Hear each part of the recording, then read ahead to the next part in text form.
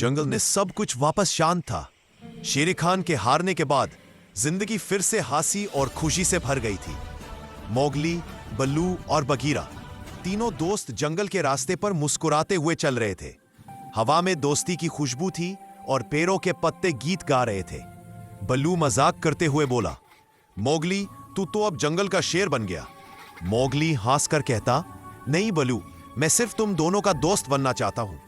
Bagheera दूर से मुस्कुराया, उसके चेहरे पर फख्र था। लेकिन जंगल की शांति ज्यादा देर तक नहीं रही।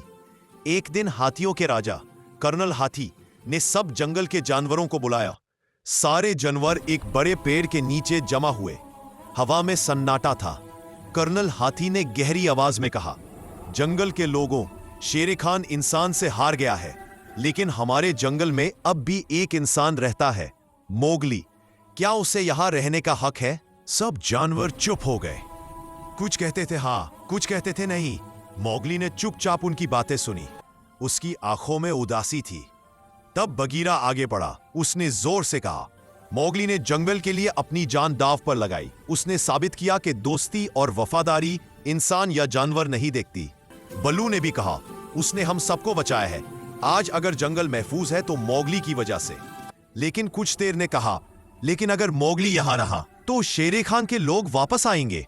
मोगली ने धीरे से कहा, अगर मेरी वजह से जंगल को खतरा है तो मैं चला जाता हूं। उसके कदम धीरे धीरे जंगल के रास्ते पर बढ़ने लगे। बल्लू ने तुरंत आगे बढ़कर उसे रोका।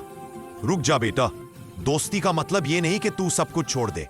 बगीरा ने गहरी सांस ली और कहा, जंगल का कानून इंसाफ करता है और इंसाफ कहता है जो जंगल को बचाए वो जंगल का हिस्सा है। कर्नल हाथी ने मोगली की तरफ देखा, कुछ पल चुप रहकर कहा, मोगली, तुझे जंगल में रहने का पूरा हक है। अगला ही पल था, पूरा जंगल चीयर कर उठा। सबने एक साथ बोला, मोगली जिंदाबाद, दोस्ती जिंदाबाद। हिरन, बंदर, हाथी सब खुशी से नाचने लगे।